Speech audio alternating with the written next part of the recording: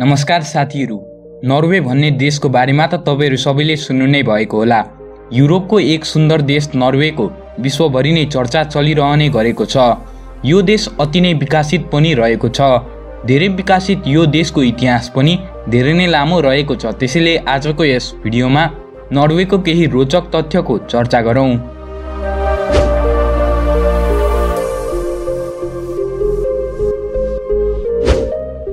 साथीहरु, नर्वे उत्तरी युरोपमा रहेको एक नर्डिक र स्क्यान्डिनेभियन देश हो। यो देशको क्षेत्रफल 3,85,000 वर्ग किलोमिटर रहेको छ। क्षेत्रफलको हिसाबले यो देश दुनियाँको 67औं सबैभन्दा ठूलो देश हो। यो देशको जनसङ्ख्या 55 लाख रहेको छ भने जनघनत्व 14 मानिस प्रति वर्ग किलोमिटर मात्र रहेको छ। यो देश जनसङ्ख्याको हिसाबले दुनियाँको 120औं सबैभन्दा ठूलो देश हो भने जनघनत्वको हिसाबले दुनियाँको सबैभन्दा सानो देश मध्ये एक हो। यस देशको राजधानी भने ओस्लो शहर हो।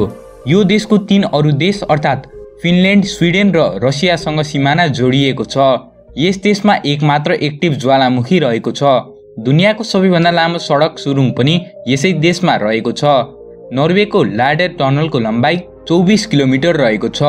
नर्वेमा दुनियाँको सबैभन्दा अग्लो झरना मध्ये एक रहेको छ। यस देशमा रहेको भिन्नुफोसेन झरनाको उचाइ 860 मिटर रहेको छ।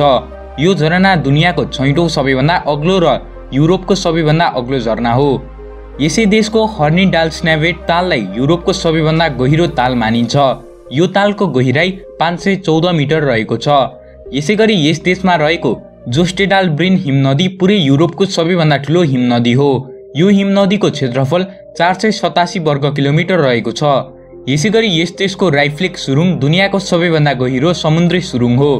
यस देशको 2 भागमा वर्षको लगभग 6 महिना मात्र घाम लाग्छ। दुनियाँको सबैभन्दा लामो तटरेखा भएको देशमा नर्वे अग्रज स्थानमा आउँछ। यो देश क्षेत्रफलको हिसाबले धेरै सानो भए पनि यस देशमा धेरै नै टापुहरू भएको हुनाले यस देशसँग 58,000 किलोमिटर लामो तटरेखा रहेको छ। यसै कारणले यो देश लामो तटरेखा भएको देशको सूचीमा अग्रज स्थानमा आउँछ। यो देशमा 2,40,000 वटा टापुहरू रहेका छन्, जसमध्ये केवल 2,000 टापुमा मान्छेहरूको बसोबास रहेको छ। यी टापुमध्ये पनि धेरै टापुहरू निकै नै साना रहेका छन्। यस देशका 45 टापुहरूको क्षेत्रफल 100 वर्ग किलोमिटर भन्दा बढी रहेको छ। स्विडेन पछि नर्वे दुनियाँको सबैभन्दा बढी टापु भएको देशमा पर्छ। यसैगरी यो देशसँग दुनियाँको सबैभन्दा बढी ताल मध्ये एक रहेको छ। यो देशमा 5 लाख तालहरू रहेको अनुमान लगाइएको छ। यो देश सन् 1905 सम्म स्विडिश शासनमा रहेको थियो। यो देश पुरै प्रथम विश्वयुद्ध र दोस्रो विश्वयुद्ध भरि नै तटस्थ थियो।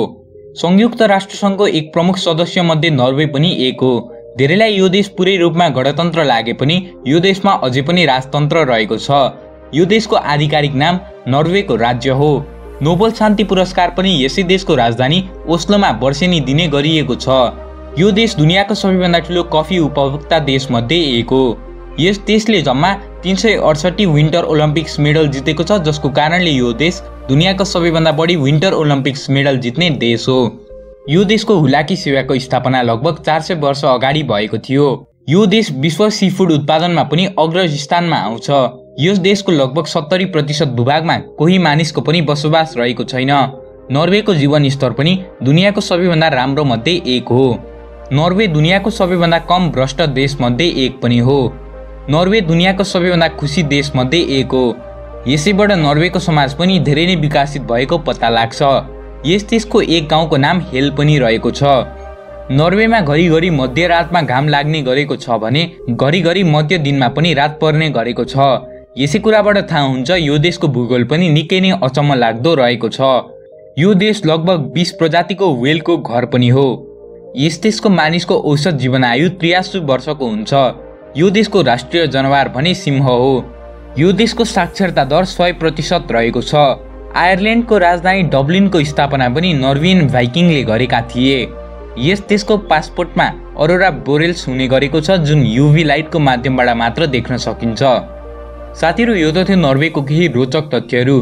तपाईहरुलाई यस्तै अरु देशको पनि रोचक तथ्य हेर्न मन लागेमा कमेन्टमा लेखिदिनु होला। आजलाई भने यति नै।